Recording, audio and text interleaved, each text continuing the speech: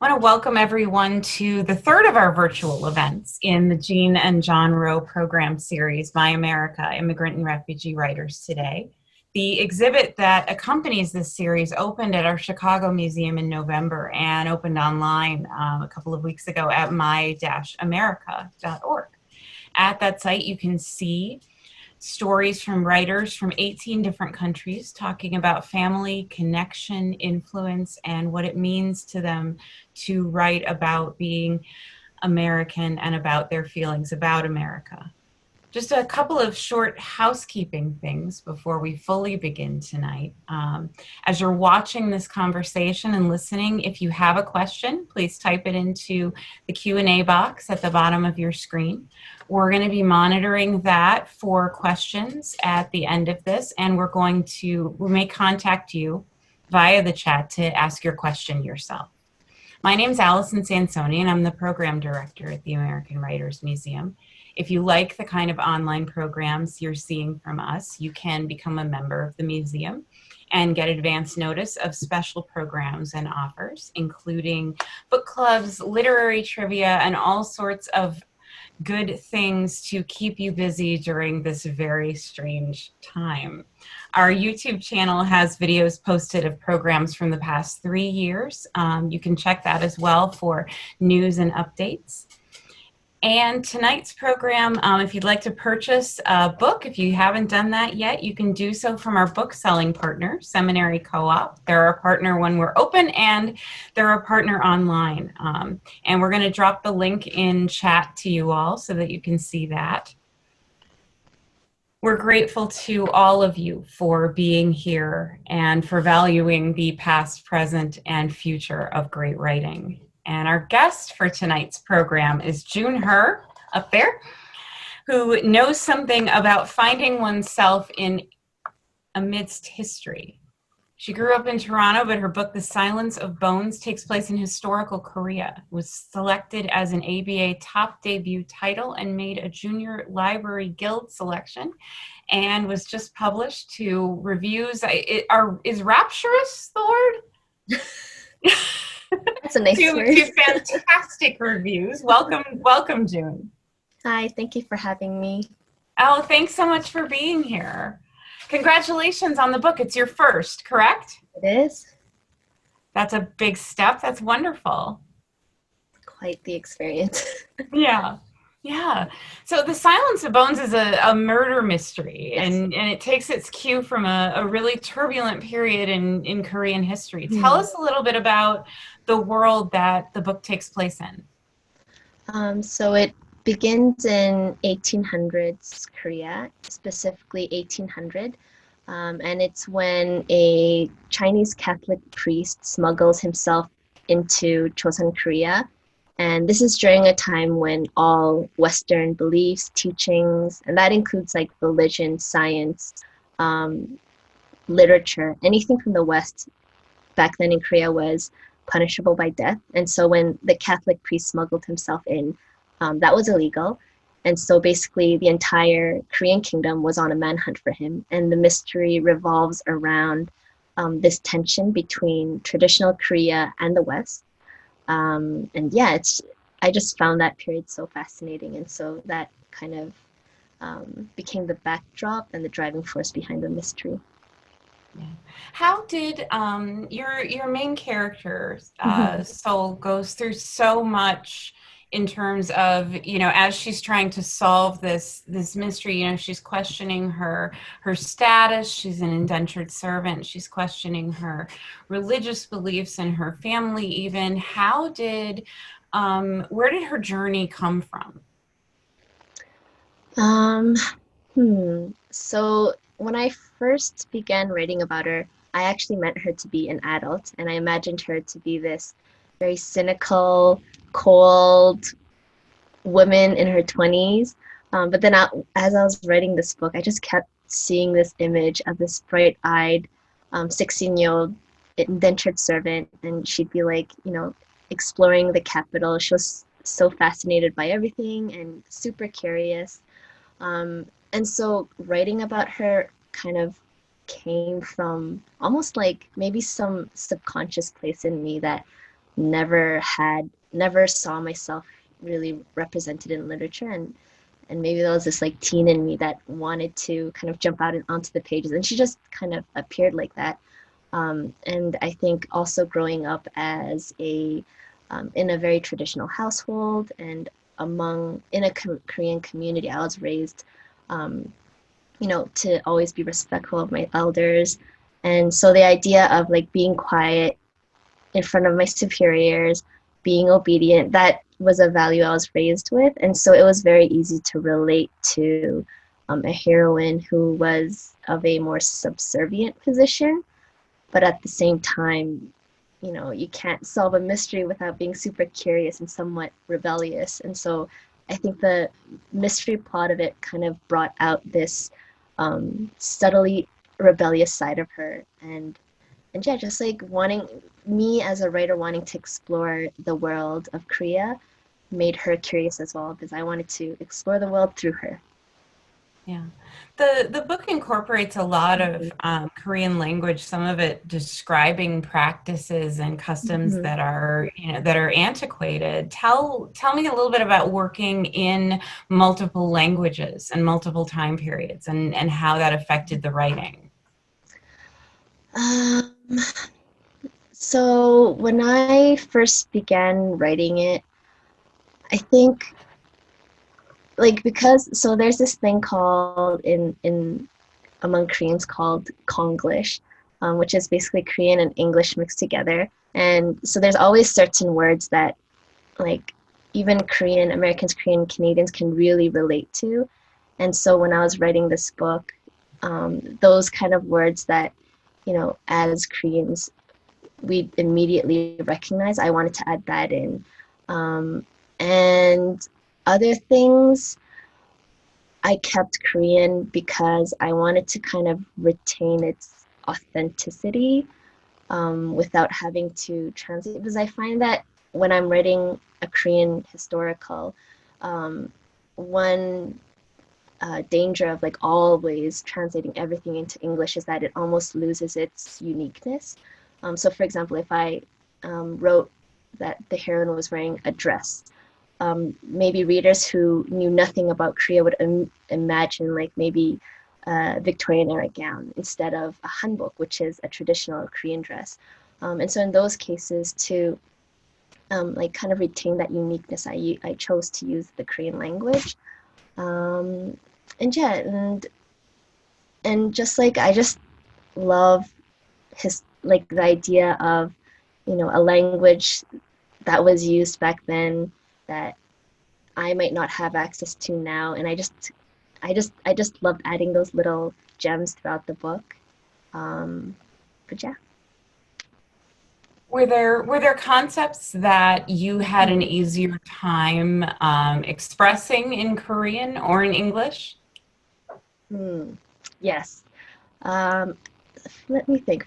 I'm not so much sure about English, but with Korean's such an interesting language where you can have one word in Korean, but it takes multiple words in English to try and capture that sentiment. And so, for example, in the Korean language, there's a word called han, and that word kind of means anger, resentment, the desire for revenge, helplessness, um, and and grief, and it's just like all jammed into that one word. And even then, it's that the English definitions don't capture that sentiment well.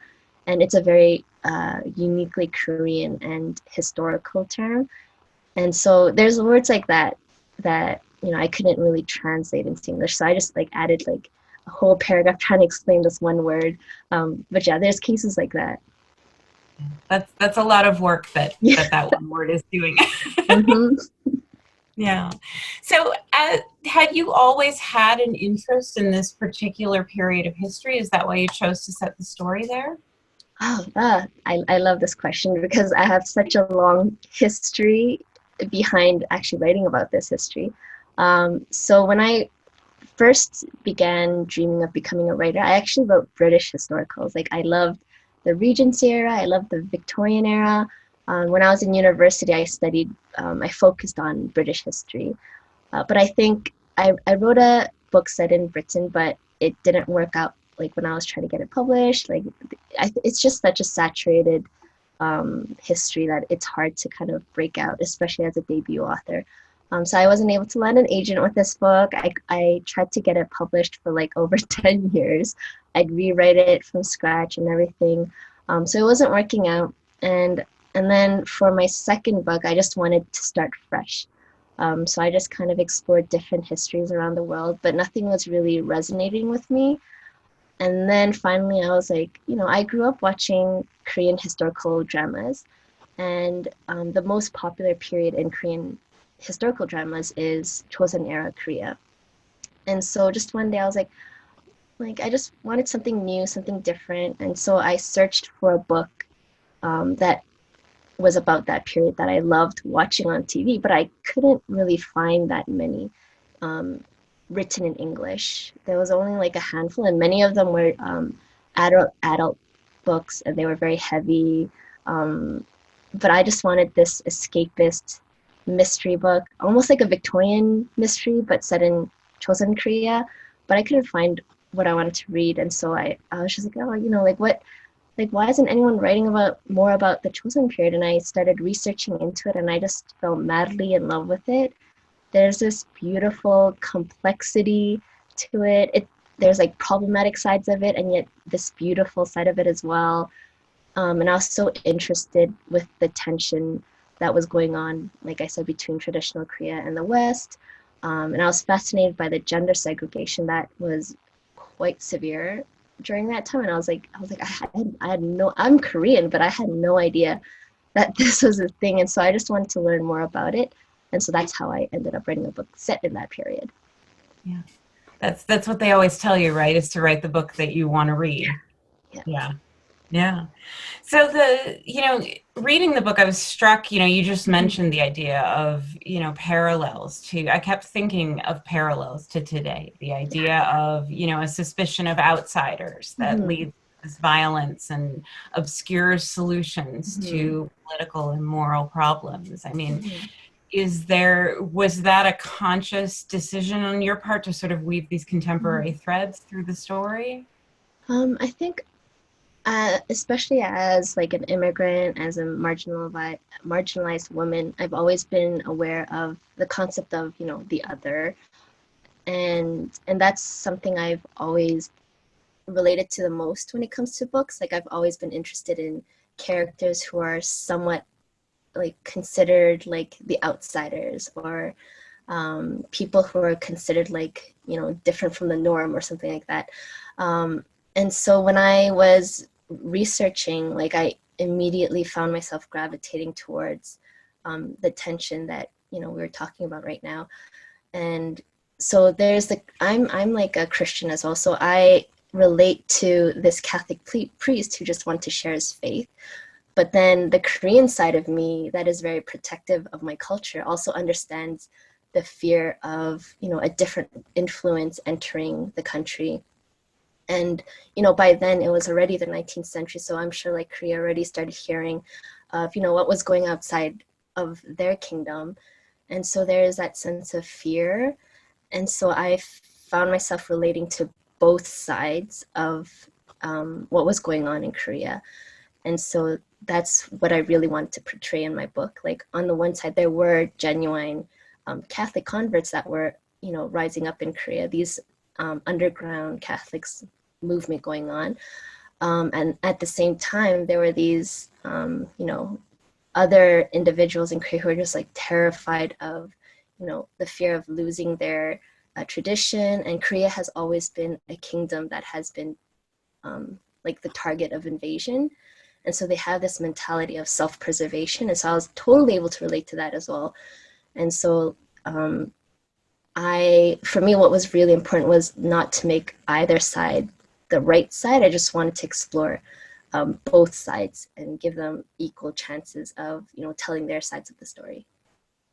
You were kind of focusing on the impact on the lives of your characters. It's not necessary. It's not a political history. You were looking Yes. at, how does this affect this Mhm. woman, this young woman who's Mhm. who's an indentured servant to the police. How do all of these forces Exactly. impact her?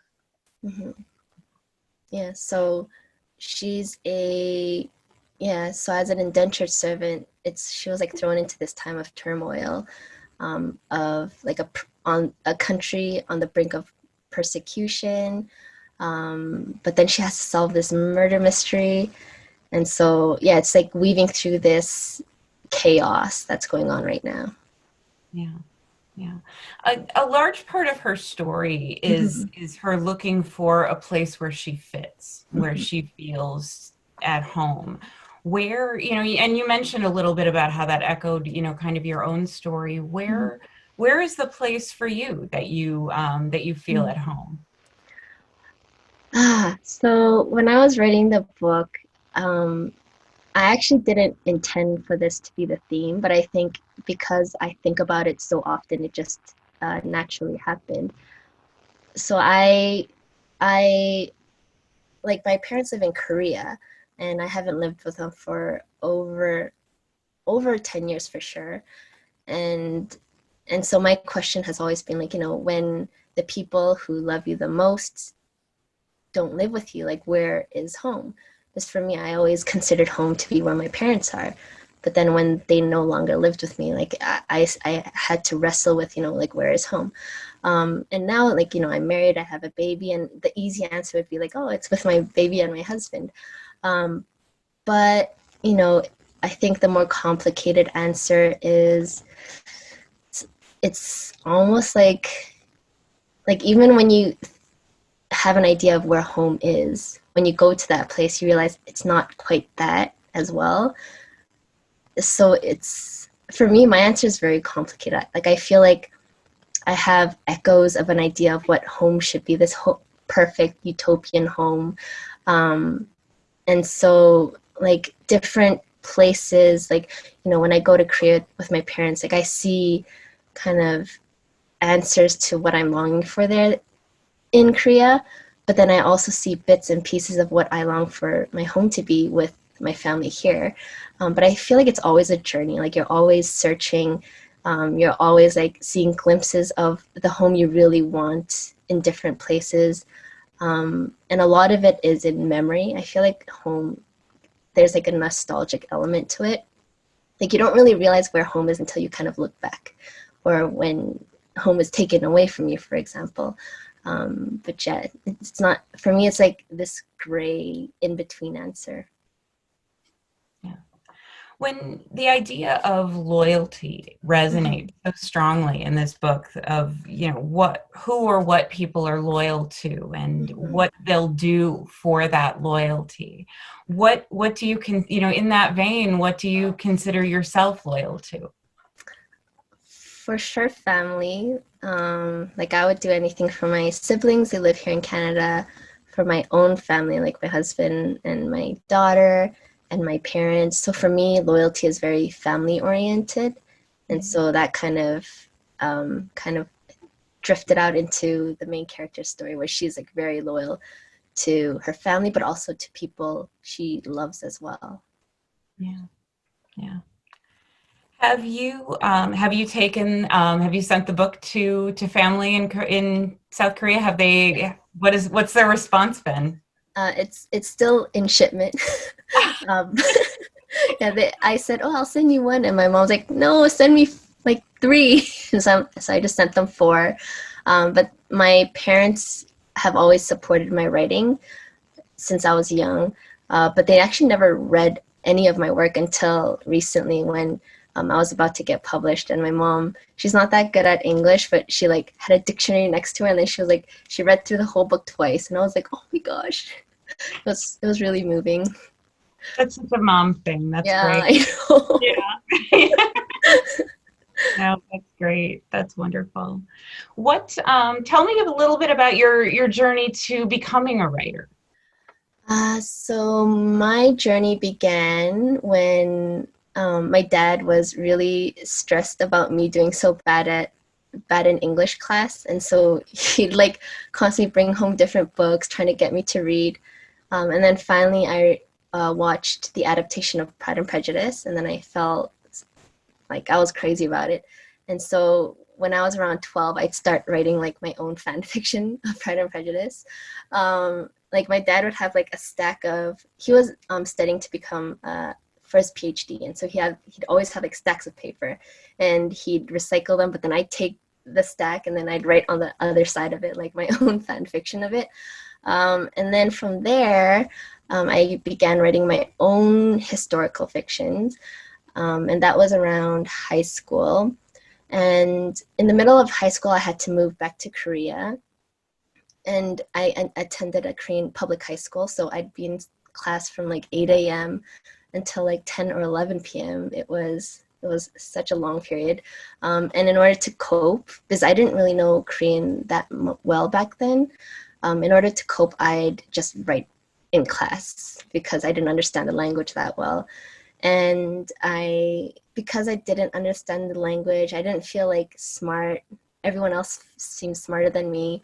But writing was the only thing that kind of affirmed me. Writing like would tell me like, you have a mind of your own, you have stories in your head and they're valuable. Like, I'd post my stories up online and readers would respond, and that kind of just made me feel like there was something of worth in my head somewhere. And so I think that's when I decided, I want to be an author because I don't think I'd be good at anything else. And so I just kind of fixated on becoming an author. And in university, I began querying because in order to get published, in most cases, you need an agent. And an agent's like that middle person between, the book I write and a publisher. So I began querying to agents, and rejections rolled in, and that was like more than 10 years ago. And then around 2016, I think it just hit me like so hard that I might not get published right away. And I think when that kind of hit me, I realized I wasn't doing much with my life except writing. Like I neglected friendships, my social life, everything in the name of writing. And so that was a bit of a wake-up call for me. So I put writing on hold, and I just kind of, got out of my house and explored the world a bit. I tried teaching, I met new friends, and that's how I met my husband. So it turned out well. Yeah, and so after that, I got that restless itch to write again, and that's when I wrote my Korean historical, and it went pretty smoothly from there on. Yeah. You came to the book that you were meant to write. Yes. Yeah. What did just to remind people, if you have a question, we're gonna talk a little bit more, and then June's gonna read a little bit for us. But if you do have a question, you can ask it after. Just type it in the Q&A box, and we'll call on you in just a little bit. So, what did writing this book teach you about writing? The first thing it taught me was to write things that are slightly terrifying, like to write outside of my comfort zone. Because for so long, I just wrote the things that I was confident that I could kind of execute well. And so when it came to this Korean book, like I realized, I'd have to research from ground up. I'd have to change my writing style to, be authentic to the culture and the history. And so I was terrified, and it took me, I think, a year of just, researching and mustering up the courage to even write a draft of it. And so, yeah, it taught me to be brave with my writing, to be willing to write the wrong story. And that's what writing taught me. Yeah. It's a mystery. So did you know from the beginning who done it, how you wanted to end it, or did Nope. you? No. No. Really? Yeah. So when I watched and read mystery books, but I never wrote one before. And so when I was writing it, like I had an idea of who I wanted to be the killer, but then as I was writing it, like other characters would pop up with different backstories, different motivations, and I'd be like, hey, this person seems more suspicious. And so I'd change the story so that they're the killer. But then in the next draft I'm writing, and then the same characters, cast of characters, like they develop, they have like deeper, more complex backstories, and then I'd change my mind again, and I'd be like, oh wait a minute, you seem more suspicious, and so it kept like changing, and so the result is that a lot of the characters all seem suspicious, um, but during revision, I finally figured out who the killer was, and that's when I kind of go back and I weave in all the evidences and red herrings, and yeah, that's what happened. Well, it kept me up all night trying to figure out who it was. Yay, success. I love the idea that your characters can change as you're Mhm, writing them. I mean, mhm. what did your heroine do that surprised you, if you can say without spoiling it? Hmm. What did she do? I think what surprised me was just her lack of self-preservation, like her willingness to, like put her own life in danger to solve a mystery. That was what surprised me. And what surprised me the most actually was her kindness. Because I always like gravitate towards these like tormented characters, but she had this kindness to her that just took me off guard. And yeah, like it was totally not what I wanted my heroine to be, but she turned out like that. And I just adore her now. Yeah. Yeah, she really does. Really does want to do the right thing, even if Hmm. it gets in her own way sometimes, doesn't she? Hmm. Yeah. Tell us a little bit about your research. Was it a lot of like primary source work? Were you going to archives, or were there texts that you relied on more than others? So the research was probably the most difficult thing I've ever done in my writing history. So there's, like compared to, for example, like what I'm used to, which was like Victorian resources, like there's like so many information out there. But then compared to that, like the Korean resources is a bit more limited. And then the further back you go into Korean history, like pre-colonized Korea, like the information just starts getting like even more difficult to find. Um, and so like I found a few gems, like a few books that I bought, that I rely on constantly. Like one of the books is about wrongful cases that were um, basically butchered cases butchered by the police bureau.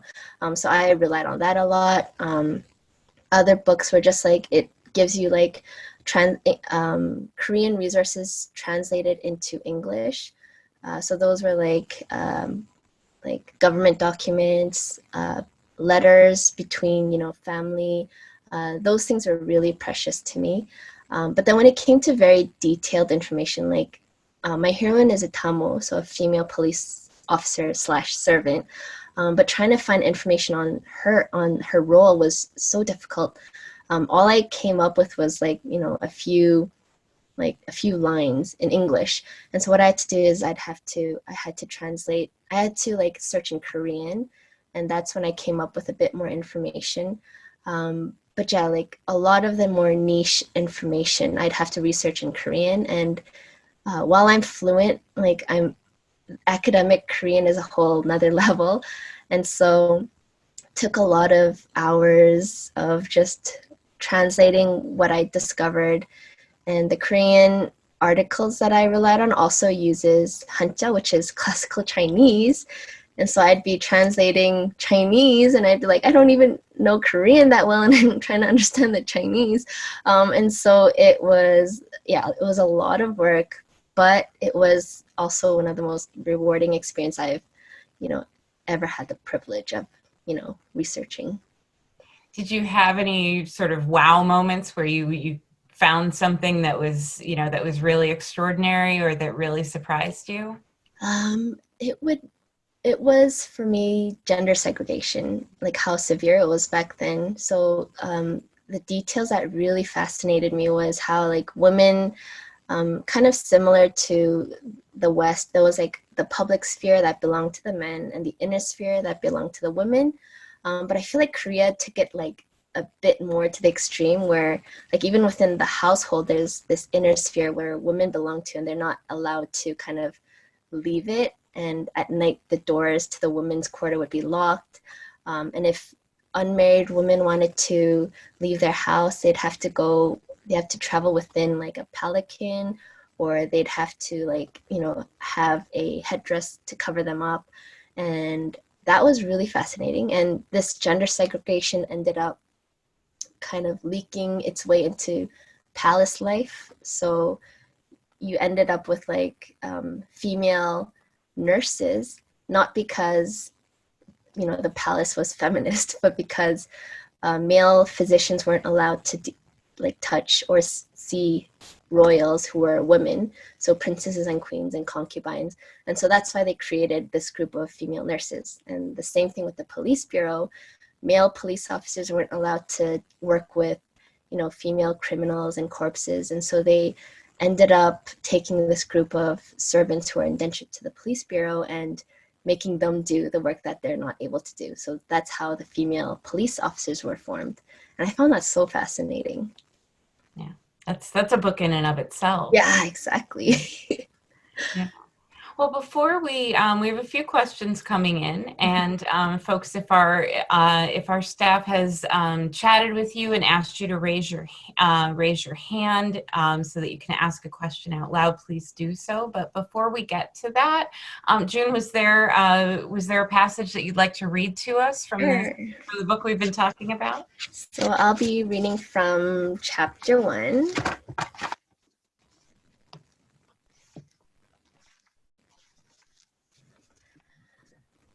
The capital lay deep in stillness.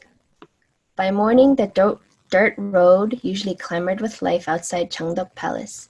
Women crowding fish stalls, farmers carrying produce, scholars garbed in silk robes, and monks with prayer beads strung around their necks.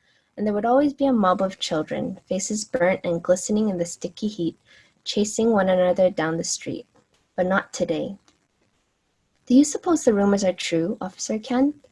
Rain pitter-pattered against the black-tiled roofs as I lowered the satgat over my face, allowing the drops to dribble down from the pointed top and off the wide straw brim. Whispers that the king was assassinated. Mud squelched under boots as police officers trudged ahead. Officer Kyan, the last in line and the youngest of all, sent a fierce look over his shoulder. Watch what you say. The capital is nothing like your countryside. He was referring to Incheon Prefecture. A few months had passed since I'd left home, brought to the Capital Police Bureau to be trained as a police tamil, an indentured servant of all work. But, I'll tell you this much. Officer Kyan eyed our gray surrounding as he adjusted the sash belt over his black robe. When King Chungjo died, there came a terrible noise of weeping from Mount Samgap, and rays of sunlight collided, then burst into sparks. An omen? I whispered. A bad omen. The old order has passed, and the new will come with a river of blood. The king was dead, and our lives were going to change. I had learned this while serving wine to police officers, eavesdropping into the accounts of politics and treachery that oftentimes left me overexcited. It was all I could think of, even as we were journeying to a crime scene, summoned there by the inspector.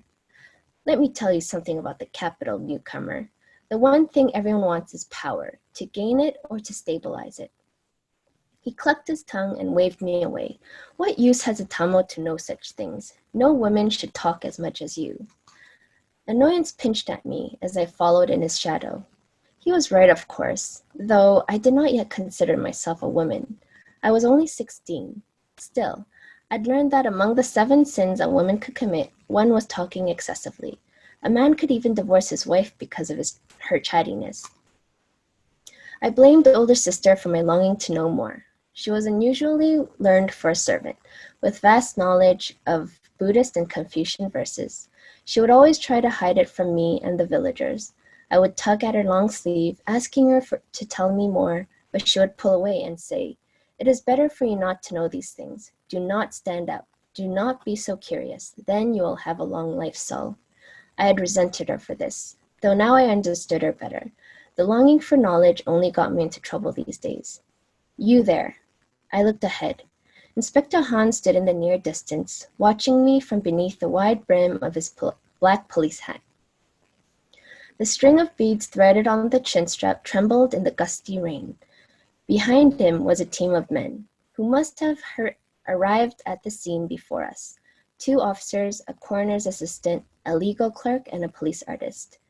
I hurried toward the inspector while the 6 officers who had traveled with me exchanged information among themselves, murmuring in my periphery.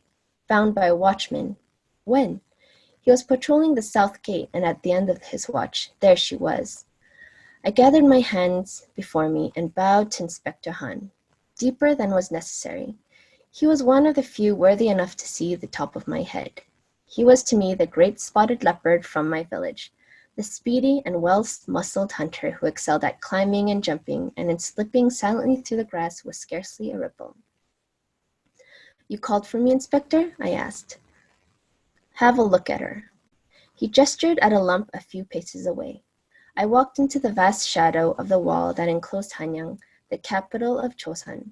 Its height blocked out the sight of mountains, and it was so thick that an invader might take 1,000 years to chip through the massive stones. Yet dangerous as the world outside the fortress was, clearly danger lurked within as well. My stomach turned to water as I stood before a young woman. She lay sprawled, drenched in rain, her face turned to the ground. Her long dress and jacket of silky Rami cloth, the hem and sleeves richly embroidered with floral patterns, marked her as a noble. Roll her over, Inspector Han ordered. We have yet to see her wound. I stepped over the corpse, crouched, and grabbed her shoulder. This was why the Capital Police Bureau kept female servants like me. I was an extension of the officers, my hands used by them to arrest female criminals and to examine female victims. An inconvenience for the police, and yet men were forbidden from touching women who were not directly related to them. It was the law, Confucius's law. And that's it. Thank you. That was wonderful. Thank We have a, you. we have a question from, first from Leland Brady. Leland, if you'd like to ask your question. Leland, are you there? Actually, sorry, it looks like it won't let me unmute her because she's using an older version of Zoom. I'm sorry. Well, let me ask Leland's question for her then. Sorry about that. If you had the opportunity to have The Silence of Bones adapted into a film or TV series, do you have any idea who you would cast as your characters? Yes. For the heroine, it would be the girl, the actress from The Goblin. I don't know her name, but yes, the main actress from The Goblin. And for the male hero, Inspector Han, I would cast, I don't know his name again, but the main actor from Deep Rooted Tree. I think, Chang Hyuk, that's his name, yes. Did you have those faces in mind as you were writing? Yeah. I wasn't too sure about Inspector Han, but I had Saul's face in my mind when I was writing the book. Yeah. Yeah. So we have a question from Yumi. Yumi, if you'd like to ask your question. Hi. So I'm Korean, and I know when my dad chose my name, he looked at Hanja characters for meaning. I was curious what your character's name is and why you chose it.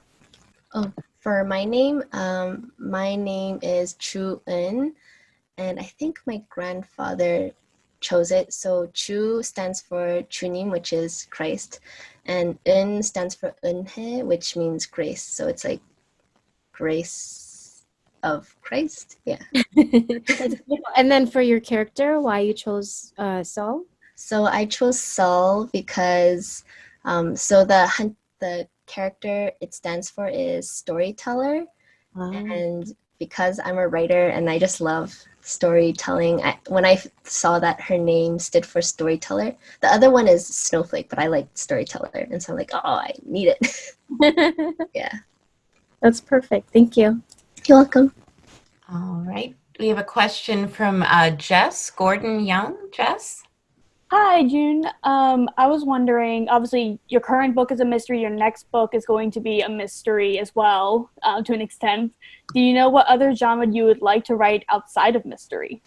I like my dream has always been to write the most epic love story ever. So romance would be my other genre that I want to write. Like I actually began writing romance, but then the more I wrote at it, I realized it's not as easy to write a really well executed romance, and so I stopped. But then hopefully one day, like I'll develop the skill to, create that emotional tension and all that. But that's my dream. Thank you. Oh, and also the actress you were talking about is Kim Go-eun. Yes, I love her. She's fabulous. She is. All right. Our next question is from Anastasia Marsh. Hi. It works. Sorry. It My works. computer's crap. All right. So I was wondering if there are any other periods or events in Korean history that you're interested in exploring in future books. Yes. So one of them is I feel like I don't have the skill yet to write it, but it's the history of Queen Sunduk. She was the first Korean empress. And another one I really am interested in exploring is the incident of the rice chest, which is where the king put his own son, the crown prince, into a rice chest, and then he died there. So it's a tragedy, but I'm really fascinated by it, and yeah, I'd like to look into it more. They would be absolutely amazing. I've read the memoirs of Lady Yes, Kyeong, Mhm. like the translation, obviously. Yes, same here. Yeah, absolutely amazing. Yeah. And my other question was, have you been influenced by any other sort of Korean media, like books or historical dramas? And if so, which ones? So I've only read translated Korean books, and most of them are contemporary. But Korean historical dramas definitely influenced me a lot. So one of the biggest influence was Deep Rooted Tree, which is a drama about how the Korean language was formed. Another one was, this one's not very well known, but it's called Chosun X-File. It's basically X-Files meets the Chosun Dynasty, and I think it was my first like hardcore mystery set in that period, and that kind of inspired me to even consider writing a mystery set in the Chosun era. And lastly, the other one is Signal. It's like the most amazing, one of the most amazing mystery TV shows I've ever watched. Wow, cool. Thank you. You're welcome. All right. Do we have anyone else would like to ask their question live, please? And you've been asked in chat to do so. Please do put your hands up. We have a question from Ivan about the cover art of the book. Who did your book cover, and did you have any influence in that choice? So the cover art was done by Kasik. I think his Korean name is Chungwoo, and he's a Korean artist. So I was really thrilled that a Korean artist was being hired to work on the cover. What the say I had was basically they asked me, what are the ideal covers you imagine for your book? And so I kind of selected a few. And for me, it was really important to have a Korean character on the cover. And so I chose book covers where, you could see the character's face right smack in front of you. But I didn't want, one of those book covers where the heroine was wearing a dress, because in my head, it's like my heroine's a servant. So I'm like, I don't think her dress would be very pretty.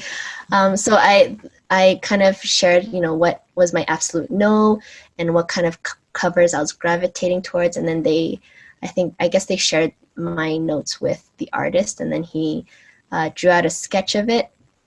And then because he water paints the illustration, I have very little, budging room. So I had to make all the changes within his pencil marked draft of it.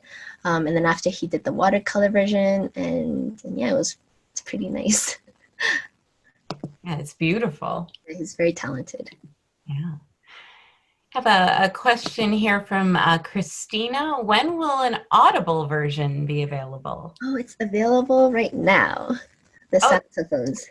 That's fantastic. And it's narrated by Greta Jung, and it was always my dream to hear the Audible version, and so I listened to it all within 2 days, and yeah, she did really well.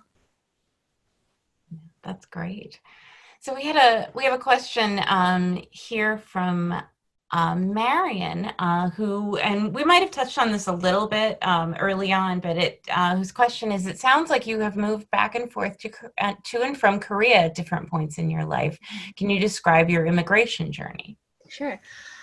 So I was born in Korea, and then when I was very young, probably still like maybe when I was like 3 or 4, we actually moved to the States, United States, and we lived in Michigan for a bit because my dad wanted to study at a college in Michigan. And then after he graduated, he was offered a PhD program in Toronto at University of Toronto. And so we ended up moving to Canada, and then my dad studied at U of T for almost like 14 years. Yeah, he took a long time to graduate. But while he was, while he was studying, we lived in Canada under a student visa. But then when he graduated, I was around 14 or 15, and that's when we had to move back to Korea to wait for the permanent residence to work out. And so I went to Korea with my two siblings and my parents. I went to high school there. And then when we finally got our permanent residence card, my parents were like, actually, we really like it here. So they decided to stay, but then I was like failing everything in school, and so my siblings were doing okay.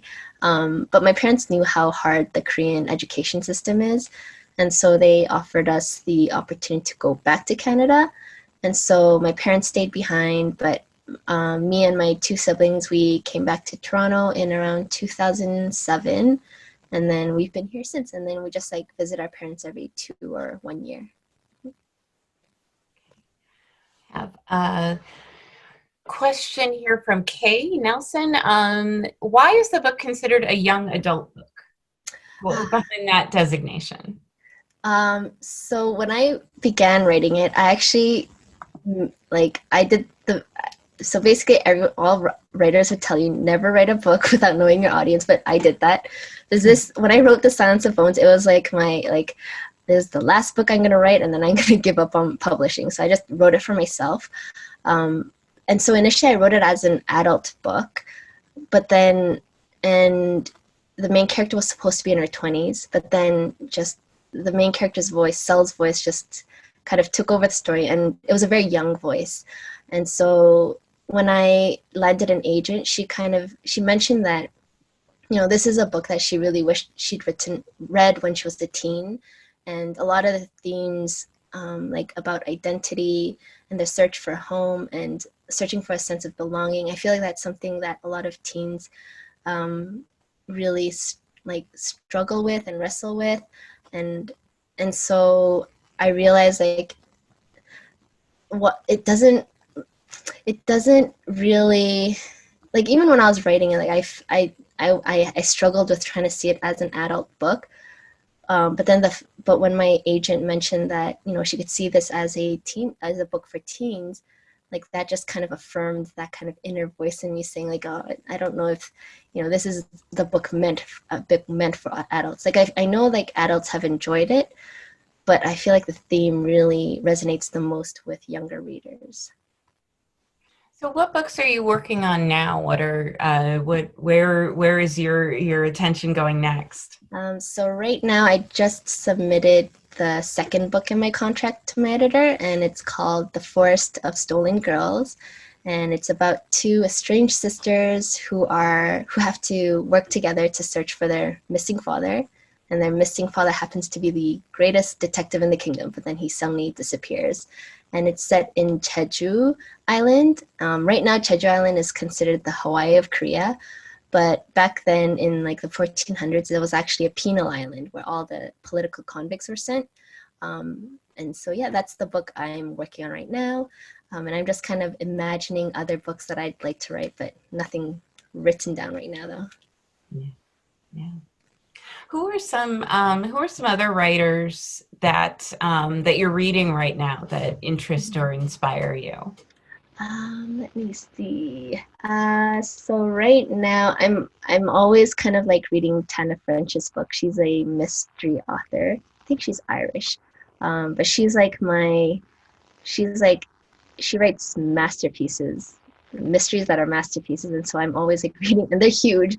So I'm always chipping away at her books and trying to learn from her. And I'm trying to go back to the classics. So the next thing on my list, I really want to read Les Miserables, uh, and just because I feel like the author of that book, creates emotions so well, and I just want to learn how he does that. Yeah, Les Mis. And one of the young adults I'm reading is Janelle Angela's Where Dreams Descend. Yes.